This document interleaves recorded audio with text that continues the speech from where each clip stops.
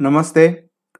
तर पुन्हा एकदा आपण आज बालमानसशास्त्र आणि अध्यापनशास्त्र या विषयाचे अतिसंभाव्य प्रश्नसंच परीक्षे दृष्टीने खूप महत्त्वाचे असे 30 प्रश्न आपण या व्हिडिओच्या माध्यमातून पाहणार आहोत.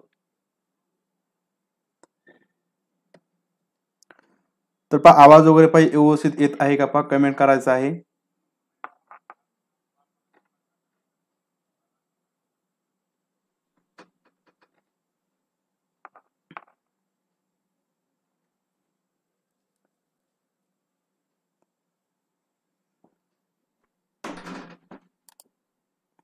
तर जॉईन झालेल्यांनी लाईक करायचं आहे आणि शेअर करायचं आहे. जास्तीत जास्त शेअर करायचं आहे. या ठिकाणी आपण महत्त्वाचे प्रश्न या ठिकाणी पाहणार आहोत. तर आवाज येतोय तर ठीक आहे. थँक्यू. आवाज येत आहे सांगितल्याबद्दल.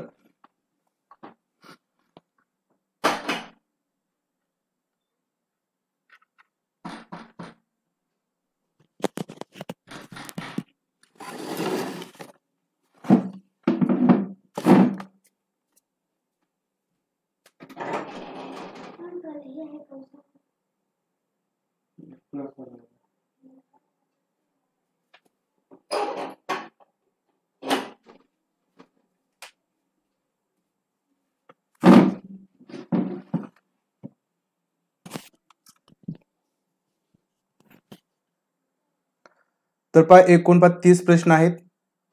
महत्त्वाचे प्रश्न आहेत. या ठिकाणी आपण पाहणार आहोत.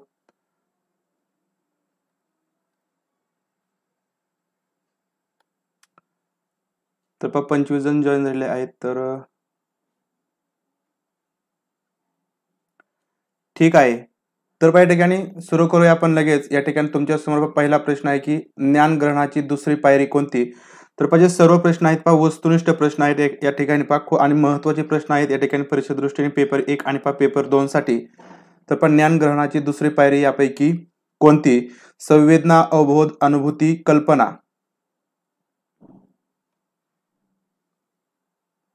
ज्ञान ग्रहणाची दुसरी पायरी.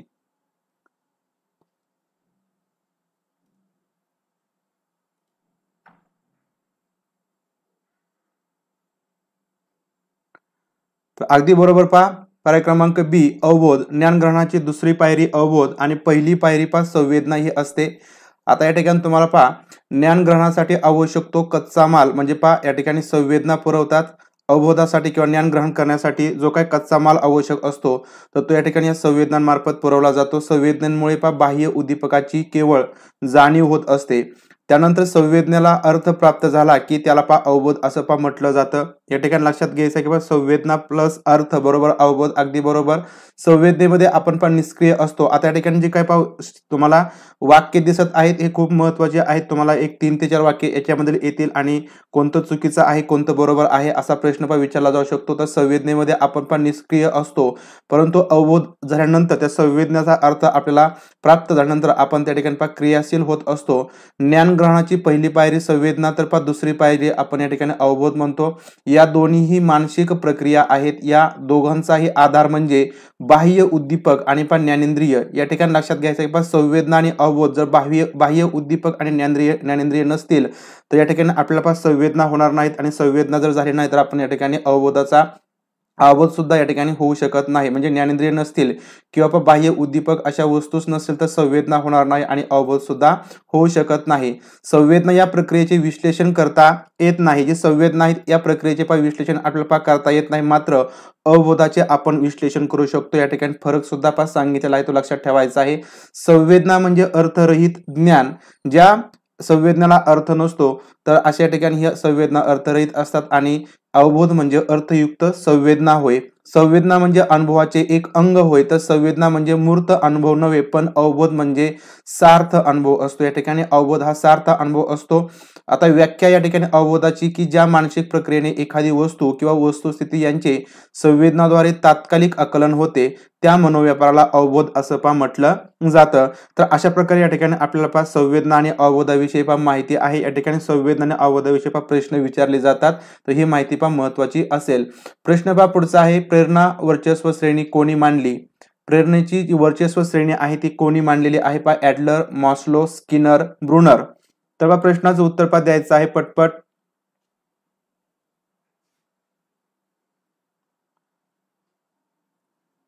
प्रेरणा वर्चस्व श्रेणी कोणी मांडलेली आहे?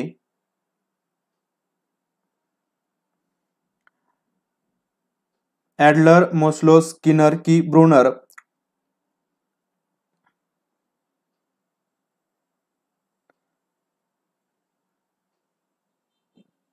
तर पहा या ठिकाणी प्रेरणाची जी वर्चस्व श्रेणी आहे ती आपल्या सर्वांना पहा माहिती आहे, ती मॉस्लो यांनी पहा मांडलेली आहे. पर्याय क्रमांक या ठिकाणी बी बरोबर येणार आहे. पहा मॉस्लो यांनी मांडली. या ठिकाणी तुम्हाला पहा वर्चस्व श्रेणी पहा जी मॉस्लोने मांडलेली आहे ती पहा पाहायला मिळेल. अशा प्रकारे पहा मनोरा आहे, ज्याच्यामध्ये जी पहिली तळाची गरज आहे ती पहा शारीरिक गरज आहे, दुसरी गरज पहा सुरक्षितताविषयक गरजा, तिसरी गरज प्रेम व आपुलकी, चौथी गरज आत्मसन्मान आणि पहा पाचवी गरज आत्मप्रचिती. या ठिकाणी प्रत्येक गरज या ठिकाणी पूर्ण झाल्यानंतर आपला दुसऱ्या टप्प्यावर जी काही गरज असते, दुसऱ्या मनोरावरती गरज असते, त्या ठिकाणी आपल्याला पूर्ण करण्याची आवश्यकता असते. तर ह्या ज्या काही पहा गरजा आहेत टप्प्यानुसार त्या गरजा ठिकाणी तुम्ही लक्षात ठेवायच्या आहेत. गरजेवरती सुद्धा किंवा या वर्चस्व श्रेणीवरती सुद्धा प्रश्न विचारले जातात. प्रश्न पहा पुढचा आहे, व्यक्तीच्या स्वतःच्या कार्यक्षमतांचा पूर्ण विकास करून घेण्यासाठी टिंबटिंब आवश्यक असते. तर पहा व्यक्तीच्या स्वतःच्या कार्यक्षमतांचा पूर्ण विकास करून घ्यायचा असेल तर खालीलपैकी कशाची आवश्यकता असते? अभिरुची, अध्ययन, प्रेरणा, अवधान.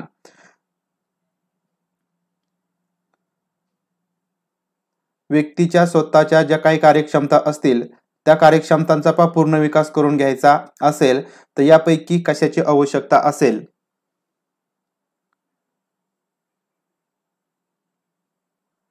प्रश्न क्रमांक पहा तिसरा आहे. या प्रश्नाचं पहा उत्तर.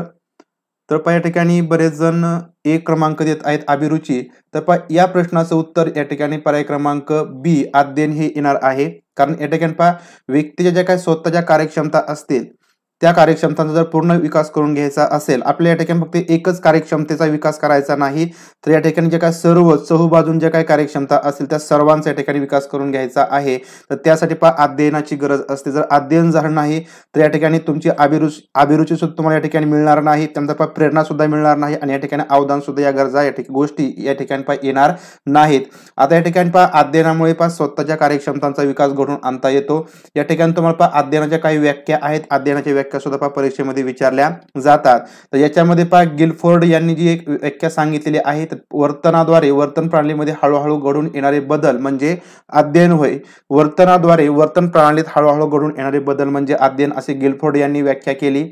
त्यानंतर पहा पुढची व्याख्या पहा मनुष्याचा कोणत्याही प्रकारे विकास घडवून आणणारी आणि त्याच्या अनुभवांचे व परिस्थितीचे स्वरूप पूर्वीपेक्षा निराळे करणारी कोणतीही क्रिया म्हणजे अध्ययन, अशी व्याख्या वुडवर्थ यांनी पहा मांडलेली आहे. तुम्हाला या ठिकाणी व्याख्या दिली जाईल. खाली 4 शास्त्रज्ञ मानसशास्त्र दिले जातील आणि यापैकी कोणी ही व्याख्या केली आहे असा प्रश्न तुम्हाला 100% पहा विचारला जाऊ शकतो. या व्याख्या लक्षात ठेवायच्या आहेत की मनुष्याचा कोणत्याही प्रकारे विकास घडवून आणणारी आणि त्याच्या अनुभवांचे व परिस्थितीचे जे स्वरूप आहे ते पहा पूर्वीपेक्षा निराळं म्हणजे वेगळं करणारी कोणतीही जी क्रिया असेल तर त्या क्रियेला पहा अध्ययन असं म्हटलं जातं. वुडवर्थ यांची व्याख्या आहे. मर्फी यांनी सुद्धा एक व्याख्या केली, अध्ययन म्हणजे वर्तन आणि अवबोध या दोहोंचे समपरिवर्तन. अवर्तन आणि अवबोधाचं जे काही पहा परिवर्तन होतं तर त्याला या ठिकाणी अध्ययन म्हटलेलं आहे मर्फी यांनी. फिटेकर यांची सुद्धा या ठिकाणी अध्ययनाची व्याख्या आहे. तर ती अशी आहे की पहा अध्ययन म्हणजे अनुभव किंवा पहा प्रशिक्षणाद्वारे वर्तनामध्ये बदल घडवून आणणारी किंवा पहा नवीन वर्तन निष्पन्न करणारी प्रक्रिया म्हणजे फिटॅकर. म्हणजे अध्ययन जे काय अनुभव असतील किंवा प्रशिक्षणाद्वारे वर्तनामध्ये पहा बदल घडवून आणायचे आहेत, आणणारी किंवा जी नवीन वर्तन निष्पन्न करणारी प्रक्रिया असते तर त्याला अध्ययन असं विटॅकर यांनी म्हटलेलं आहे. त्यानंतर मॉर्गन आणि किंग यांनी सुद्धा पहा एक व्याख्या केलेली आहे. तर ती म्हणजे सराव किंवा अनुभवाचा परिणाम म्हणून वर्तनात जो काही सापेक्ष अर्थाने कायमस्वरूपी पहा बदल होतो.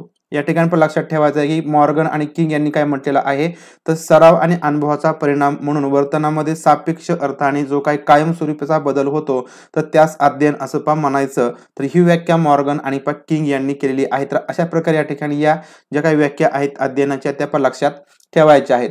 प्रश्न पहा पुढचा आहे, थॉर्नडाईकच्या अनुशीलनाच्या नियमामध्ये टिंबटिंब ही गोष्ट महत्वाची आहे. थॉर्नडाईकचा अनुशीलनाचा नियम, तर याच्यामध्ये महत्वाची गोष्ट कोणती? अनुकरण, अवधान, सराव, अभिरुची. तर पहा आपण पाहिलेला आहे पहा थॉर्नडाईकचा अनुशीलनाचा नियम. अनुशीलनाचा नियम म्हणजे पहा अध्ययनाचे नियम या ठिकाणी अनुशीलनाचा नियम येईल तुम्हाला किंवा अध्ययन प्रक्रियेचे नियम किंवा अध्ययनाचे नियम, तर या ठिकाणी हे सारखेच आहेत. या ठिकाणी लक्षात ठेवायचं पहा अनुशीलनाच्या नियमामध्ये कोणती गोष्ट महत्वाची आहे. प्रश्न क्रमांक 5 चौथा आहे. प्रश्नाचं उत्तर पहा द्यायचं आहे.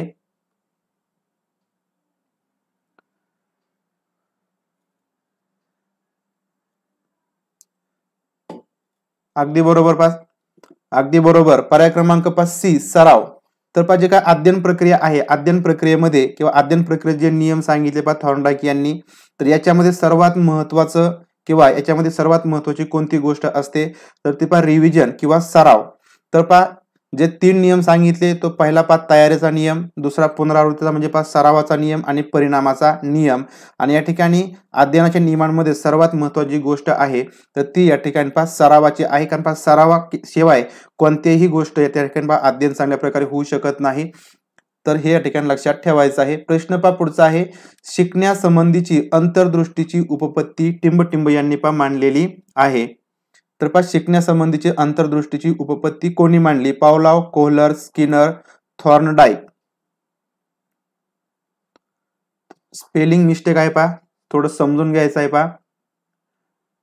थँक्यू सर, तुम्ही खूप छान शिकवतात. थँक्यू. तर पहा शिकण्यासंबंधीची अंतर्दृष्टीची उपपत्ती खालीलपैकी कोणी मांडलेली आहे? यादव मॅम अगदी बरोबर. तर पहा कोहलर यांनी पहा ही शिकण्यासंबंधीची अंतर्दृष्टी उपपत्ती पहा मांडलेली आहे. आपण पहा ती उपपत्ती सुद्धा पहा सविस्तरपणे पाहणार आहोत की कोहलर यांनी चिंपांझी म्हणजे पहा ज्याचं नाव सुलतान असं होतं, तर त्याच्यावरती ही प्रयोग केला किंवा उपपत्ती पहा मांडलेली आहे. ती उपपत्ती सुद्धा आपण पाहूया, त्याच्यावरती प्रश्न तुम्हाला विचारले जातील. प्रश्न पुढचा आहे पहा कोहलरच्या अंतर्दृष्टी सिद्धांतात टिंबवर अधिक पहा भर देण्यात आला आहे. तर पहा कोहलरच्या अंतर्दृष्टी सिद्धांतामध्ये कशावरती पहा भर देण्यात आलेला आहे? सरावावर, निरीक्षणावर, अनुकरणावर की यापैकी नाही?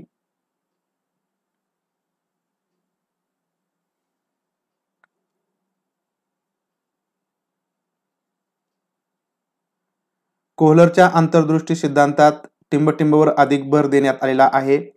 तर पहा जो काय पहा चिंपांझीवरती पहा प्रयोग केला किंवा जे काय अंतर्दृष्टी सिद्धांत मांडला कोहलर यांनी, तर याच्यामध्ये सर्वात भर या ठिकाणी निरीक्षणावरती पहा देण्यात आलेला आहे. कारण जर चिंपांझीने किंवा जो काही सुलतान होता त्याने त्या ठिकाणी निरीक्षण केलं नसतं की केळ आपल्याला जवळ घ्यायचा आहे, केळ ओढून घेण्यासाठी काठीला काठी जोडावी लागेल, म्हणजे त्या ठिकाणी निरीक्षण केलं, निरीक्षणानंतर जी काही समस्या होती तर त्या समस्येचं निराकरण म्हणजे पहा त्या ठिकाणी मर्म त्यांनी जाणलं आणि मर्म जाणल्यानंतर त्याला कळलं की आपल्याला ती काठी जोडल्याशिवाय जी केळी आहे ती पहा जवळ ओढून घेता येणार नाही. म्हणजे या ठिकाणी निरीक्षण केल्याशिवाय कोणत्याही गोष्टीचं मर्म आपल्याला पहा समजत नाही, प्रश्न सुटत नाहीत, समस्या सुटत नाहीत. याचाच अर्थ या ठिकाणी कोहलरची जी काय अंतर्दृष्टी सिद्धांत आहे तर ही या ठिकाणी निरीक्षणावरती पहा अधिक भर देते. पर्याय क्रमांक बी निरीक्षणावरती हे अगदी बरोबर आहे. प्रश्न पहा पुढचा आहे. अध्ययन वक्रात टिंब काळ दाखवणीचा भाग म्हणजे वक्राचा पठार होय. अध्ययन वक्र तुम्ही शिकलेला आहात पहा डीएड मध्ये फर्स्ट इयरला की अध्ययन वक्रात टिंब काळ दाखवण्याचा भाग हा टिंब किंवा वक्राचा पठार होय. कोणत्या वक्राचा पठार आहे त्याला काय म्हणायचं? प्रगतीचा, प्रगती शून्याचा, अधोगतीचा की यापैकी नाही? अध्ययन वक्र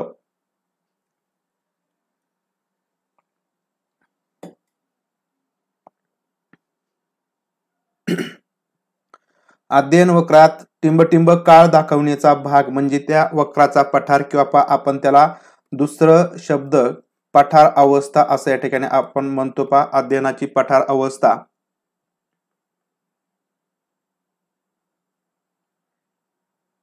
शून्य. तर पहा प्रगती शून्याचा या ठिकाणी पहा पर्याय क्रमांक बी प्रगती शून्याचा किंवा पहा प्रगती थांबण्याचा. या ठिकाणी पहा दुसरा सुद्धा शब्द आहे, याला पहा प्रगती थांबणे किंवा पहा या ठिकाणी प्रगती शून्याचा. म्हणजे पठार अवस्था अशी स्थिती असते की त्या ठिकाणी पहा प्रगती आपल्याला दिसत नाही किंवा पठार अवस्था येते. तर अशा प्रकारची या ठिकाणी जी काळ दाखवला जातो तर त्याला पहा अध्ययन वक्राचा पठार असं म्हटलं जातं किंवा पठार अवस्था म्हटलं जातं. पर्याय क्रमांक बी याचं पहा उत्तर आहे. प्रश्न पहा पुढचा आहे. आधी शिकलेल्या कौशल्याचा दुसरे कौशल्य शिकण्यास उपयोग होणे यास काय म्हणतात? आधी जे शिकलेलं कौशल्य आहे त्या कौशल्याचा दुसरं कौशल्य शिकण्यामध्ये उपयोग होत असेल तर यापैकी काय म्हटलं जातं? ऋण संक्रमण, धन संक्रमण, शून्य संक्रमण की यापैकी नाही?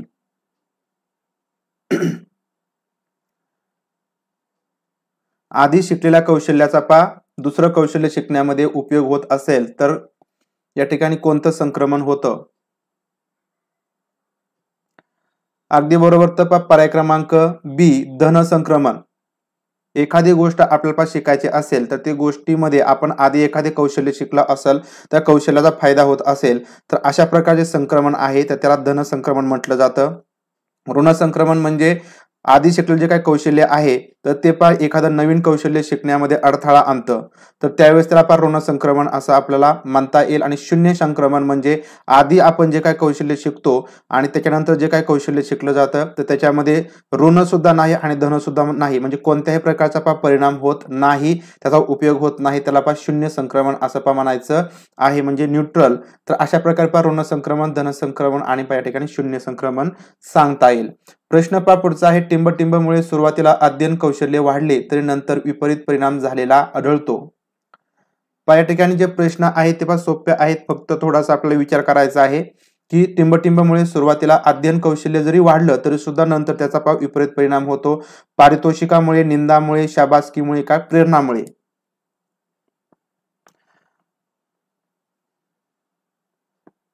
9 क्रमांकाचा प्रश्न आहे, टिंबटिंबमुळे सुरुवातीला अध्ययन कौशल्य जरी वाढले तरी सुद्धा नंतर त्याचा विपरीत परिणाम होतो, चुकीचा परिणाम होतो.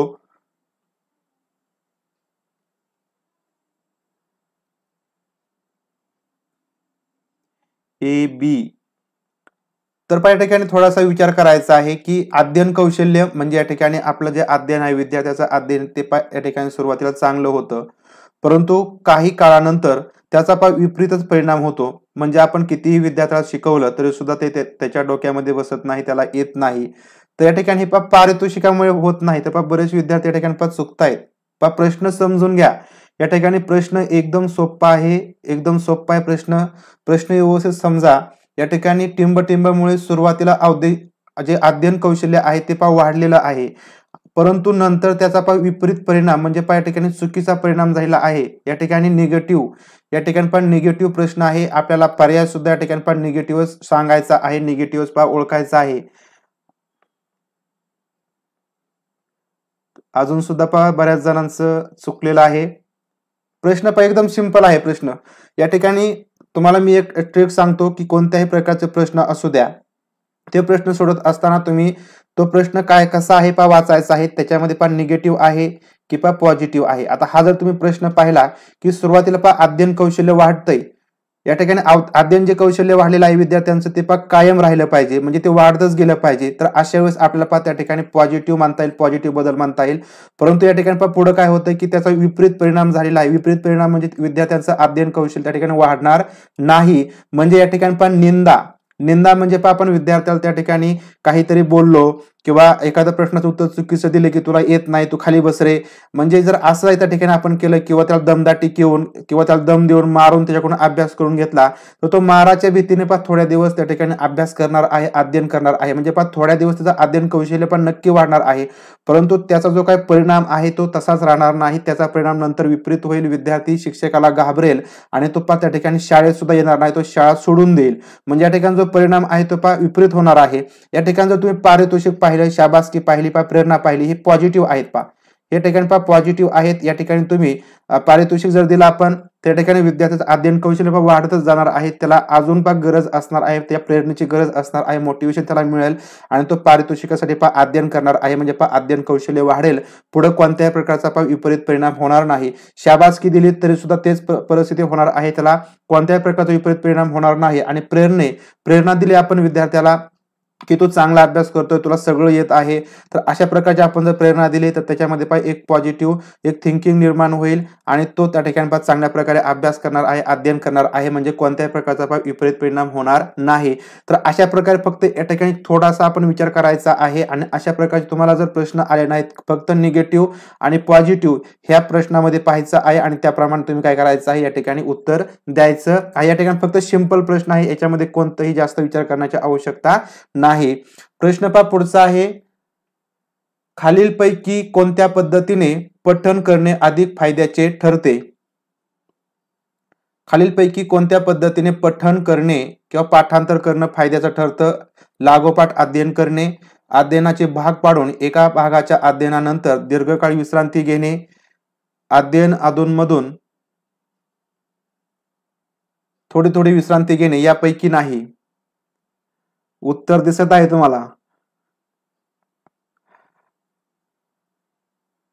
आज थोडीशी पीडीएफ चुकीची बनली.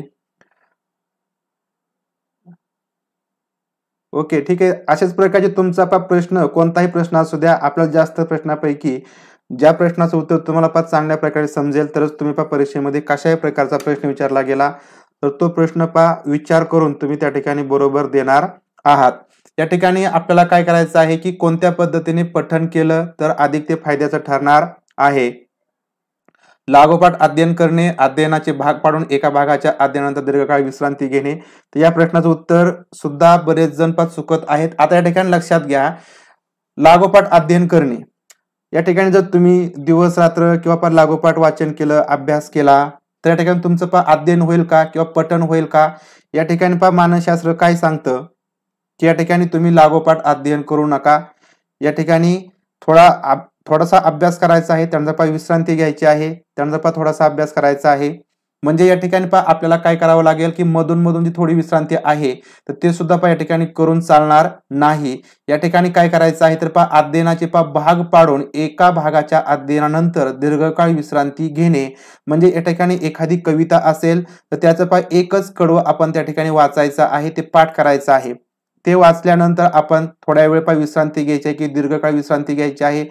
त्यानंतर आपण त्याचं मनन करायचं आहे, चिंतन करायचं आहे. ते कडवं पाठ झालं की आपण या ठिकाणी पुढचं कडवं पाठ करायचं आहे. तर अशा प्रकारे या ठिकाणी आपल्याला काय करायचं आहे त्या अध्ययनाच्या भागाचे किंवा धड्याचे काय करायचे आहे थोडे थोडे भाग पाडायचे आहेत आणि भाग पाडून आपण त्या ठिकाणी अध्ययनानंतर दीर्घकाळ विश्रांती घ्यायची आहे आणि परत अध्ययन करायचं आहे. या ठिकाणी मधून मधून थोडी विश्रांती घेऊन सुद्धा या ठिकाणी जे अध्ययन आहे, अध्ययन होणं किंवा पठण होणं म्हणजे या ठिकाणी आपल्याला आठवणं, स्मरण होणं किंवा आपल्या मेंदूमध्ये त्या गोष्टी त्या ठिकाणी परफेक्ट बसणं याचा अर्थ असा होतो. आणि आपण जर दीर्घकाळ विश्रांती घेतली, एखादा आपण सुद्धा अभ्यास करताना एखादा घटक वाचतो आणि काही काळ आपण एखादी झोप घेतो, त्यानंतर आपण ज्यावेळेस उठतो त्यावेळेस आपला तो घटक आठवतो. कारण याचं एक मानसशास्त्र आहे की तुम्ही किती विश्रांती घेता अध्ययन केल्यानंतर. विश्रांती ही या ठिकाणी तुम्हाला स्मरण करण्यासाठी किंवा तुमच्या स्मृतीमध्ये त्या घटक बसण्यासाठी या ठिकाणी आवश्यक असते. त्याच्यामुळे अध्ययनाचे भाग पाडून एका भागाच्या अध्ययनानंतर दीर्घकाळ विश्रांती घेणे या ठिकाणी अधिक फायद्याचं असतं पठण करण्यासाठी. या ठिकाणी 15 मिनिटं झालेले आहेत. सुरू झालेला महाटीटी प्रिव्हियस इयर पेपर्स इंग्लिश मधून. तर इंग्लिश मधून तर या ठिकाणी मिळणं थोडंसं मुश्किल आहे. मराठी मधून तुम्हाला मिळतील. तर आपली टेस्ट सिरीज आहे, त्याच्यामध्ये तुम्हाला सर्व प्रिव्हियस इयरचे क्वेश्चन पेपर आपण टाकलेले आहेत. त्या ठिकाणी तुम्हाला त्याचा सुद्धा फायदा होईल. आणि जर या ठिकाणी जे कोणी पाहत आहेत आणि जर तुम्ही आधी इंग्लिश मीडियम मधून परीक्षा दिली असेल तर त्या क्वेश्चन पेपर तुम्ही पाठवू शकता. तर ईमेल आयडी तुम्हाला मी व्हिडिओच्या डिस्क्रिप्शन बॉक्समध्ये देतो. म्हणजे त्याचा सर्वांना फायदा होईल, ज्यांना ज्यांना ते इंग्लिश मीडियमचे क्वेश्चन पेपर पाहिजे असतील. बऱ्याच जणांचे मला कमेंट येत आहेत की इंग्लिश मीडियम मधून क्वेश्चन पेपर आहेत का? तर ज्याच्याकडे असतील त्यांनी त्या ईमेलवरती शेअर केल्या तरी सुद्धा चालतील. तर कोणत्याही प्रिव्हियस इयर मध्ये प्रश्न विचारलेले नाहीत. या ठिकाणी आपण सगळे जे काही नवीन क्वेश्चन घेतलेले आहेत. प्रश्न पुढचा आहे, माहिती संकलनासाठी व्यक्तींना दिलेला प्रश्नाचा पद्धतशीर संच ही प्रश्नावलीची व्याख्या कोणी केली आहे? लिंडमन, गुडवो, हॅट, बार, बोगार्ड्स. तर माहिती संकलनासाठी व्यक्तींना दिलेला प्रश्नाचा जो काही पद्धतशीर संच असतो तर त्याला आपण प्रश्नावली असं म्हणतो. तर प्रश्नावलीची ही व्याख्या खालीलपैकी कोणी केलेली आहे?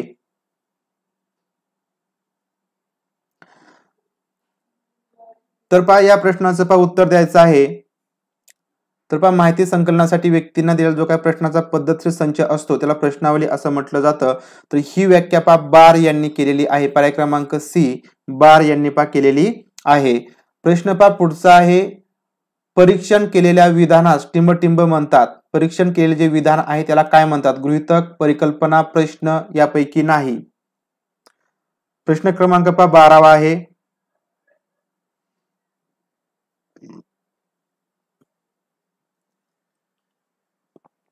परीक्षण केलेल्या विधानास टिंबटिंब म्हणतात. तर पहा परिकल्पना असं पहा म्हणतात. परीक्षण केलेले जे विधानं असतात तर त्याला पहा परिकल्पना असं म्हटलं जातं. पर्याय क्रमांक बी याचं पहा उत्तर येणार आहे. प्रश्न पुढचा आहे पहा, ज्या पद्धतीत विशिष्ट उद्दिष्ट ठेवून नमुना निवड केली जाते त्यास टिंबटिंब असं म्हणतात.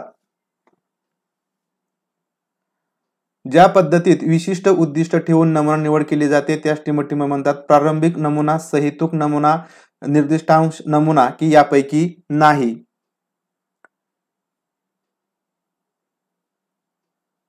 नमुना निवड एखादं उद्दिष्ट ठेवून विशिष्ट उद्दिष्ट ठेवून आपण पण नमुना निवड करतो तर त्यास खालीलपैकी काय म्हटलं जातं. तर यास या ठिकाणी पर्याय क्रमांक बी सहेतुक नमुना असं पहा म्हटलं जातं. या ठिकाणी विशिष्ट उद्दिष्ट म्हणजे या ठिकाणी काहीतरी हेतू ठेवून आपण त्याची निवड करतो आणि त्याला आपण या ठिकाणी सहेतुक नमुना असं पहा म्हणतो. पर्याय क्रमांक बी याचं पहा उत्तर येणार आहे. प्रश्न पहा पुढचा आहे, मुलाखत म्हणजे दोन किंवा अधिक व्यक्तींमध्ये संवाद. ही व्याख्या खालीलपैकी टिंबटिंब यांनी पहा केलेली आहे. मुलाखत म्हणजे दोन किंवा अधिक व्यक्तींमधील जो काही संवाद आहे त्याला पहा मुलाखत असं म्हटलं जातं. तर ही व्याख्या खालीलपैकी पहा कोणी केलेली आहे.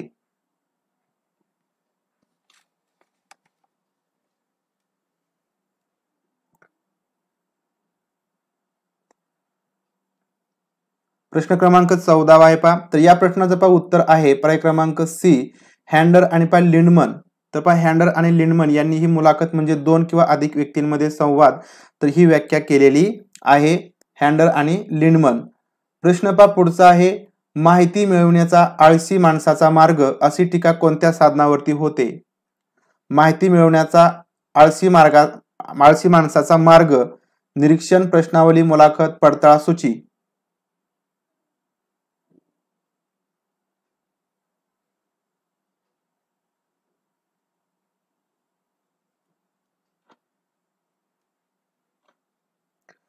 माहिती मिळवण्याचा आळशी माणसाचा मार्ग. तर पहा या ठिकाणी आपण 141 जण आहोत आणि फक्त एकच लाईक आहे पहा, फक्त एकच लाईक आहे. तर पहा लाईक करायचं आहे पहा सर्वांनी. या ठिकाणी माहिती मिळवण्याचा आळशी माणसाचा मार्ग म्हणून या ठिकाणी आपण पहा प्रश्नावलीकडे पाहतो. पर्याय क्रमांक बी याचं पहा उत्तर येणार आहे. प्रश्न पहा पुढचा आहे, पदनिश्चयन म्हणजे एखादा प्रसंग, घटना, परिस्थिती, गुण यांचा दर्जा निश्चित करणे. ही व्याख्या खालीलपैकी पहा कोणी केलेली आहे.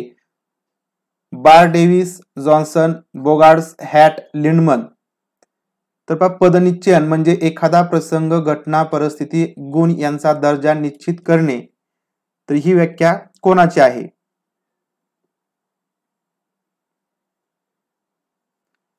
सीटीटीची प्रिपरेशन करून महाटीटीची एक्झाम क्रॅक करता येते का. या ठिकाणी पहा सीटीटीचा थोडासा पॅटर्न पहा वेगळा आहे, परंतु तुम्ही बालमानसशास्त्र आणि अध्यापनशास्त्र जे काही पहा प्रश्न आहेत पेपर 1 आणि पेपर 2 मध्ये तर त्याचा या ठिकाणी तुम्हाला नक्कीच सीटीटीच्या प्रश्नांचा पहा फायदा होतो. महाटीटी मध्ये तेच प्रश्न पहा पडतात बऱ्यापैकी, परंतु या ठिकाणी पेपर दुसरे जे गणित असेल, मराठी, इंग्रजी, इतर जे काही विषय आहेत बालमानसशास्त्र सोडून तर त्यासाठी तुम्हाला पहा पाठ्यपुस्तकांचा अभ्यास करावा लागतो. सीटीटी मध्ये या विषयांमध्ये कोणत्याही प्रकारचा पहा फायदा होत नाही. तर पहा या प्रश्नाचं उत्तर आहे पहा बार डेव्हिस, जॉन्सन. या ठिकाणी पदनिश्चयन म्हणजे एखादा प्रसंग, घटना, परिस्थिती, गुण यांचा दर्जा निश्चित करणं. तर ही व्याख्या बार डेव्हिस, जॉन्सन यांनी पहा केलेली आहे. प्रश्न पहा पुढचा आहे, क्वेश्चन्स खूप हार्ड आहेत कारण या ठिकाणी पहा आपण जे पुस्तक आहे ते पहा वाचलेलं नाही तर त्याच्यामुळे या ठिकाणी ते हार्ड जात आहेत पहा प्रश्न या ठिकाणी किंवा आधी पहा पाहिलेले नसतील. मूलभूत संशोधन टिंबटिंब असते.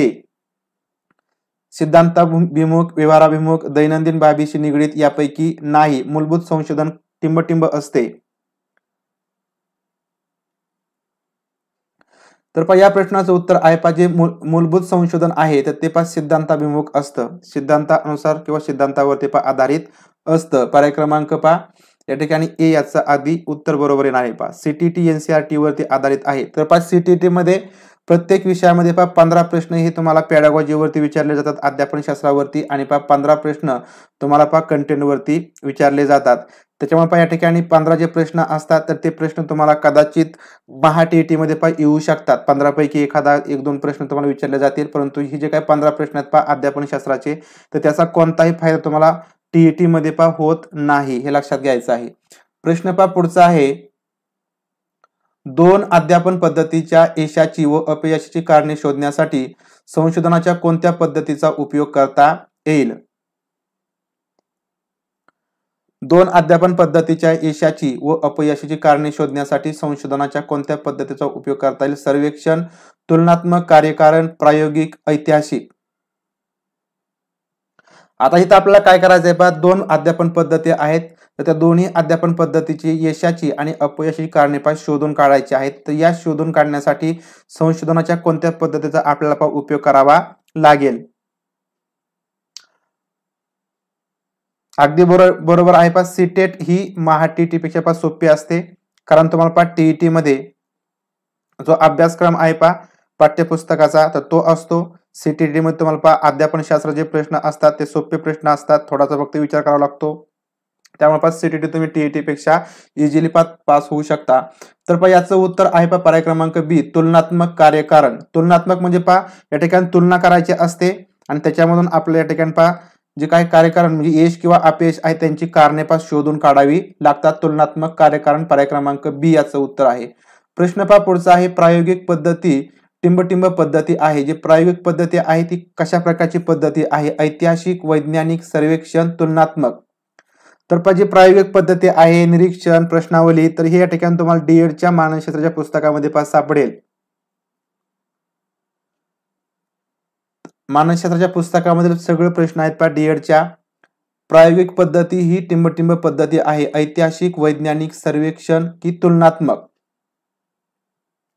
तर जे प्रायोगिक पद्धती असते तर त्याच्यामध्ये पहा या ठिकाणी सगळ्या गोष्टी आपल्या कंट्रोलमध्ये असतात. ती एक वैज्ञानिक अशी पद्धती आहे. जो प्रयोग असतो तर तो या ठिकाणी सायन्स किंवा या ठिकाणी लॅबमध्येच पहा केला जातो, त्याच्यामुळे ही वैज्ञानिक अशी पद्धती आहे. पर्याय क्रमांक बी याचं उत्तर आहे. प्रश्न पहा पुढचा आहे, या ठिकाणी आता विचार करायचा आहे पहा, इयत्ता चौथीतील विद्यार्थ्यांचे इंग्रजी हस्ताक्षर सुधारणे. प्रश्न असा आहे की इयत्ता चौथीतील विद्यार्थ्यांचे हस्ताक्षर सुधारणे ही समस्या सोडवण्याकरिता कोणत्या संशोधन पद्धतीचा पहा उपयोग कराल? सर्वेक्षण, प्रायोगिक, कृती, सहसंबंध.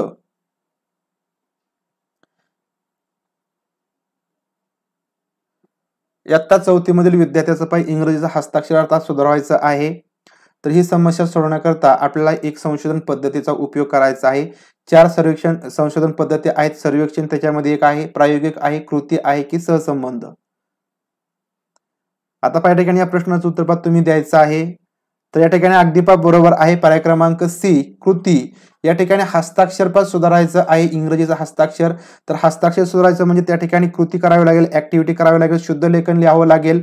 ज्याप्रमाणे आपण 4 रेगे वही असेल त्या वहीमध्ये लिहावं लागेल, म्हणजे पहा कृतीच करावी लागेल. सर्वेक्षण करून त्या ठिकाणी हस्ताक्षर सुधारणार नाही, प्रयोग करून सुद्धा हस्ताक्षर सुधारणार नाही, सहसंबंध पद्धतीने सुद्धा हस्ताक्षर सुधारणार नाही. त्या ठिकाणी पहा कृती केल्याशिवाय या ठिकाणी विद्यार्थ्याचं हस्ताक्षर सुधारणार नाही, म्हणून या ठिकाणी ही संशोधन पद्धती उपयोगी असेल. प्रश्न पहा पुढचा आहे, अल्फ्रेड ऍडलर व डार्विन यांच्या मते जीवन संघर्षात सशक्त जीवच टिकून राहतात, याचे कारण टिंबटिंब प्रेरक असतो. अल्फ्रेड ऍडलर आणि डार्विन यांच्या मते जीवन संघर्षामध्ये सशक्त जे जीव असतात तर तेच या ठिकाणी टिकून राहतात. संघ, आक्रमण, युथचा प्रभुत्व. तर या प्रश्नाचं उत्तर द्यायचं आहे. अल्फ्रेड ऍडलर आणि डार्विन यांनी असं सांगितलेलं आहे की म्हटलेलं आहे, यांचं असं मत आहे की जीवन संघर्षामध्ये सशक्त जीवच टिकून राहतात. तर प्रश्न क्रमांक 21, तर या प्रश्नाचं उत्तर पहा पर्याय क्रमांक डी, प्रभुत्व. तर पहा प्रभुत्व म्हणजे या ठिकाणी पहा डॉमिनंट, जे प्राणी डॉमिनंट असतात, ताकदवान असतात, दुसऱ्यावरती त्या ठिकाणी पहा सत्ता गाजवू शकतात. तर अशाच प्रकारचे जे प्रभुत्व प्रेरक असणारे प्राणी असतात किंवा जीव असतात तेच या ठिकाणी पहा जीवन संघर्षामध्ये त्या ठिकाणी टिकून असतात. पर्याय क्रमांक पहा डी याचं पहा उत्तर येणार आहे पहा प्रभुत्व. प्रश्न पहा पुढचा आहे, फुटबॉल खेळावा की टीव्ही पाहावा? हा टिंबटिंब प्रकारचा संघर्ष आहे. फुटबॉल खेळावा की टीव्ही पाहावा? हवा हवा, हवा नको, नको नको यापैकी नाही. प्रश्न क्रमांक 22, फुटबॉल खेळावा की टीव्ही पाहावा हा जो काय संघर्ष असतो तर तो कोणत्या प्रकारचा संघर्ष येईल? प्रश्न क्रमांक 22 चं उत्तर द्यायचं आहे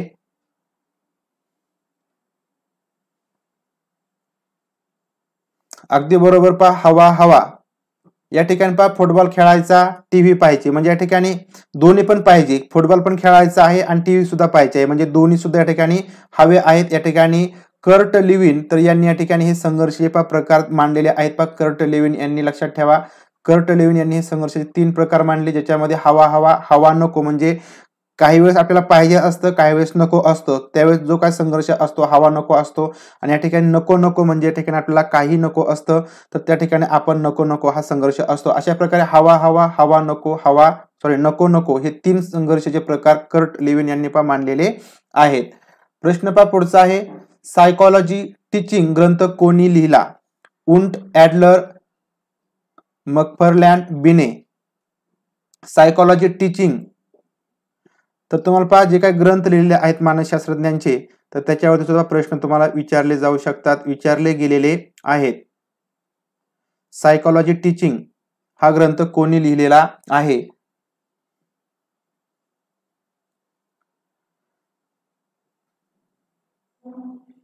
प्रश्न क्रमांक 23 आहे, सायकॉलॉजी टीचिंग हा जो ग्रंथ आहे तर तो पर्याय क्रमांक सी मॅकफर्लॅन यांनी लिहिलेला आहे. मॅकफर्लॅन, लक्षात ठेवा सायकॉलॉजी टीचिंग मॅकफर्लॅन. प्रश्न पुढचा आहे, स्मृती म्हणजे धारणाशक्ती ही व्याख्या कोणी केली आहे? स्मृती म्हणजे धारणाशक्ती, उंट, बिने, एडगेल, कॅटल.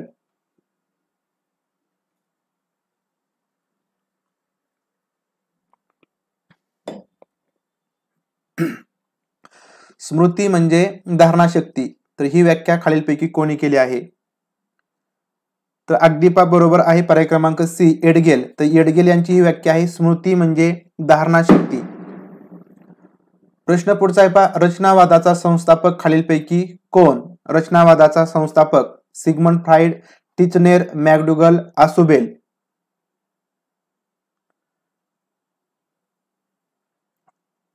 रचनावादाचा संस्थापक.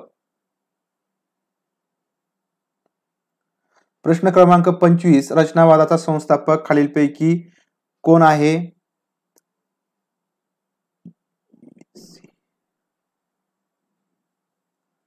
तर या प्रश्नाचं उत्तर रचनावाद. तर जो काय ज्ञान रचनावाद आहे तर ज्ञान रचनावादाचा संस्थापक या ठिकाणी टिचनेर आहे. पर्याय क्रमांक बी. तर टिचनेर हा रचनावादाचा संस्थापक आहे.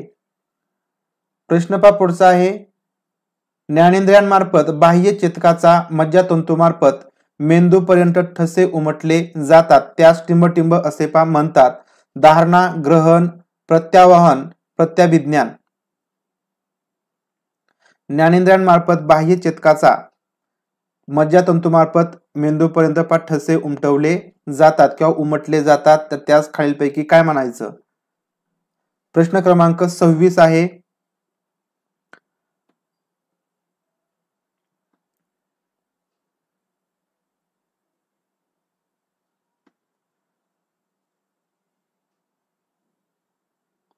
तर या प्रश्नाचं उत्तर आहे पर्याय क्रमांक ए धारणा. तर या ठिकाणी ज्ञानेंद्रियांमार्फत बाह्य चेतकाचा मज्जातंतूमार्फत मेंदूपर्यंत ठसे उमटवले जातात, त्याला धारणा असं म्हटलं जातं. पर्याय क्रमांक ए याचं उत्तर येणार आहे. प्रश्न पुढचा आहे, अध्ययनार्थ्यास विषयात अभिरुची असेल तर समध्यंतर पद्धतीपेक्षा टिंबटिंब पद्धती वापरण्यास हरकत नाही. समग्र, खंडशः, एकसंग, उच्चारण. प्रश्न क्रमांक 27 आहे, अध्ययनार्थ्यास विषयात अभिरुची असेल तर समध्यंतर पद्धतीपेक्षा कोणती पद्धती वापरण्यास हरकत नाही.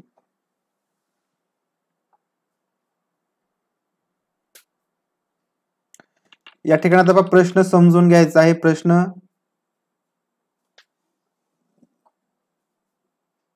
बरोबर बरोबर तर बरोबर देत आहेत. या ठिकाणी प्रश्नामध्ये काय आता सांगितलेलं पहा, अभिरुची आहे पहा, विद्यार्थ्याला अभिरुची आहे, एखादा विषय असेल त्याच्यामध्ये त्याला आवड आहे, आवड असेल तर त्याला कोणती पद्धती आपण वापरायची आहे, आवड नसेल तर कोणती पद्धती वापरायची आहे, अशा प्रकारचा प्रश्न आहे. या ठिकाणी पहा पॉझिटिव्ह आहे. पॉझिटिव्ह आहे म्हणजे या ठिकाणी समध्यंतर पद्धतीपेक्षा, समध्यंतर म्हणजे या ठिकाणी आपल्याला थोडीशी विश्रांती घ्यायची आहे. तर या ठिकाणी एक संघ ही पद्धत या ठिकाणी आपल्याला वापरण्यास हरकत नाही, कारण पहा विद्यार्थ्याला या ठिकाणी आवड आहे, अभिरुची आहे, त्याच्यामुळे आपण या ठिकाणी जरी सलग एखादा क्लास घेतला किंवा एखादी पद्धती वापरली तरी सुद्धा पहा तो विद्यार्थी त्या विषयामध्ये आवड असल्यामुळे, अभिरुची असल्यामुळे त्या ठिकाणी त्याचं अध्ययनाकडे लक्ष असेल, अवधान त्याचं असणार आहे, त्याच्यामुळे आपण एक संघ ही काय पद्धती आहे तर त्या ठिकाणी वापरू शकतो. तर या ठिकाणी बरोबर आहे, आज आन्सर दिसत आहेत.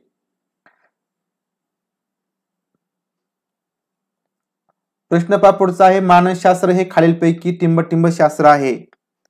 मानसशास्त्र हे खालीलपैकी टिंबटिंब शास्त्र आहे. अप्रत्यक्षवादी, प्रत्यक्षवादी, वास्तववादी यापैकी नाही. मानसशास्त्र हे कसं शास्त्र आहे, कशा प्रकारचं शास्त्र आहे?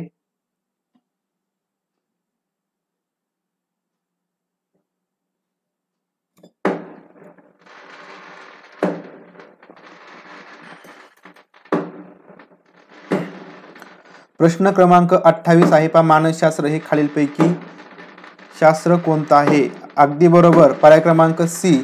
तर पहा जे मानसशास्त्र आहे ते पहा वास्तववादी असे शास्त्र आहे. मानसशास्त्र वास्तववादी याच्यावर पहा या ठिकाणी विश्वास ठेवतं. ते अप्रत्यक्षवादी नाही किंवा प्रत्यक्षवादी सुद्धा नाही, ते वास्तववादी आहे. पर्याय क्रमांक सी याचं उत्तर आहे. प्रश्न पहा पुढचा आहे, बालकाच्या वाढीवर व विकासावर परिणाम करणारा प्रभावी घटक कोणता? बालकाच्या वाढीवर आणि विकासावर परिणाम करणारा प्रभावी घटक समाज, मित्र, अनुवंश यापैकी नाही.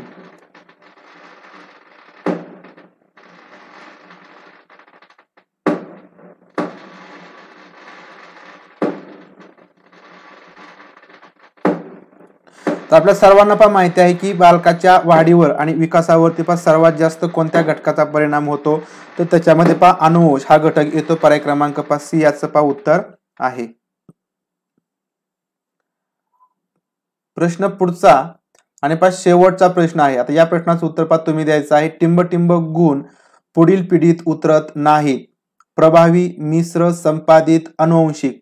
या प्रश्नाचं उत्तर तुम्ही द्यायचं आहे. बघूया आपण किती टक्के विद्यार्थ्यांची उत्तर या ठिकाणी बरोबर येत आहेत.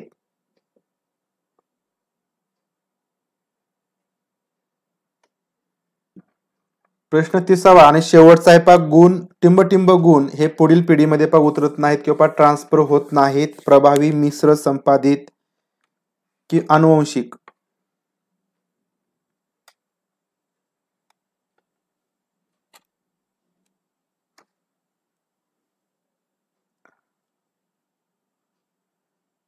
बी सी ए सुद्धा काय जण देत आहेत अगदी बरोबर आहे पर्याय क्रमांक सी संपादित. या ठिकाणी जे संपादित गुण असतात म्हणजे मिळवलेले गुण असतात, तर ते गुण कधी सुद्धा पुढच्या पिढीमध्ये जात नाहीत. म्हणजे एखाद्याने चांगल्या प्रकारचं नाव कमवलं असेल किंवा तब्येत वगैरे कमवले असेल किंवा अजून काही वेगळे गुण मिळवले असतील, संपादित केले असतील, ते गुण या ठिकाणी त्याच्या मुलामध्ये येत नाहीत.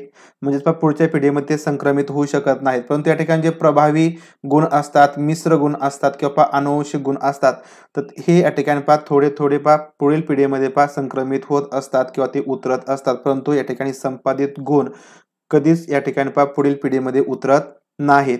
त्या ठिकाणी आता तुमचे 30 पैकी किती प्रश्नांची उत्तरे बरोबर आली हे एकदा तुम्ही कमेंट करायचं आहे. तर या ठिकाणी आपण अशा प्रकारे एकूण 30 प्रश्न पाहिले आहेत, जे संभाव्य प्रश्न संच तुम्हाला परीक्षेमध्ये विचारले जाऊ शकतात.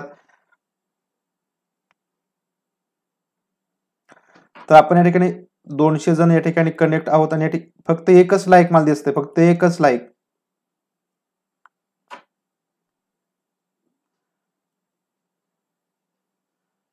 Best questions. Okay, thank you ma'am. Sir paper 2 साठी काय? तर पेपर 2 साठी सुद्धा हे प्रश्न महत्वाचे आहेत आणि तुम्हाला लवकरच पेपर 2 साठी तुम्हाला स्पेशल असे प्रश्न जे पेपर 1 साठी सुद्धा फायदेशीर असतील आणि ते प्रश्न तुमच्या समोर येतील.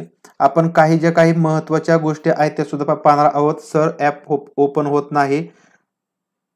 आपण जे ऍप आहे पहा ऑनलाईन अभ्यासचं, तर ते ओपन होत आहे. तुम्ही ते पहा साइन अप करा, लॉग इन करा, त्या ठिकाणी ओपन होईल. त्या ठिकाणी तुम्हाला जी काही फ्री टेस्ट आहे तीच फक्त तुम्हाला त्या ठिकाणी पहा फ्रीमध्ये देता येईल. दुसऱ्या टेस्ट तुम्हाला देण्यासाठी पे करावे लागतील. जे काही पैसे असतील त्या ठिकाणी तेवढे तुम्हाला पे करावे लागतील. त्यानंतर सगळ्या टेस्ट तुम्हाला त्या ठिकाणी अनलॉक होतील. आणि एक सर्वात महत्त्वाचं म्हणजे पहा, ज्या विद्यार्थ्यांनी पहा ऑनलाईन टेस्ट सिरीज पहा घेतली असेल, तर त्या विद्यार्थ्यांना आपण आतापर्यंत जे काही पहा प्रिव्हियस इयरचे पहा क्वेश्चन पेपर आहेत सर्व, तर ते या ठिकाणी उपलब्ध करून देत आहोत. फक्त थोडे एक 2 ते 3 क्वेश्चन पेपर त्या ठिकाणी पहा टाकायचे राहिलेले आहेत. आणि या ठिकाणी तुम्हाला नंतर जे काही पहा क्वेश्चन पेपर मिळणार आहेत ते सर्व पहा फ्रेश असणार आहेत. आपण या ठिकाणी जे काही प्रश्न पाहिलेले आहेत अशा प्रकारचे प्रश्न आणि दुसरे प्रश्न तुम्हाला जे परीक्षेमध्ये पहा विचारले जातील, तर अशा प्रकारचे तुम्हाला त्या ठिकाणी एक 5 ते 6 क्वेश्चन पेपर म्हणजे पेपर 1 आणि पेपर 2, पेपर 1 आणि पेपर 2 चे तुम्हाला 5-5 जे काही मॉक टेस्ट आहेत त्या ठिकाणी उपलब्ध असणार आहेत. आणि ते सुद्धा प्रश्न तुम्हाला पहा खूप महत्त्वाचे असणार आहेत. त्याच्यामुळे पहा ज्या विद्यार्थ्यांनी अजूनही मॉक टेस्ट पहा घेतली, सॉरी टेस्ट सिरीज ॲप्लिकेशन घेतलं नसेल, तर टेस्ट सिरीज ॲप्लिकेशन डाउनलोड करून घ्या. सुरुवातीला तुम्ही फक्त पहा फ्री टेस्ट द्या. तुम्हाला विकत घेण्याची लगेच पहा गरज नाही. फ्री टेस्ट द्या. फ्री टेस्ट दिल्यानंतर तुम्हाला आवडलं तर त्या ठिकाणी तुम्ही पहा पैसे पे करून पुढची प्रोसेस करा. आणि तुम्हाला नंतर पहा मॉक टेस्ट आपण त्या ठिकाणी एक 5-5 दिवसाच्या गॅपने पहा देणार आहोत. तर पहा ठीक आहे, आपण पहा पेपर 2 चे सुद्धा प्रिव्हियस इयर क्वेश्चन घेऊया. काही प्रिव्हियस इयर क्वेश्चन असतील, काही पण नवीन क्वेश्चन असतील. त्याप्रमाणे तुम्हाला प्रत्येक क्वेश्चनचं पहा स्पष्टीकरण, एक्सप्लेनेशन पहा अशाच प्रकारे पहा मिळेल. कल्पना, प्रतिमा, संवेदनाचे प्रकार. हो, नक्की आपण जे काही महत्त्वाचे घटक आहेत ज्याच्यावरती पहा प्रश्न विचारले जातील ते सर्व घटक आपण पहा घेऊया. तर पहा सर्वांना धन्यवाद आणि पहा सर्वांना गुड नाईट.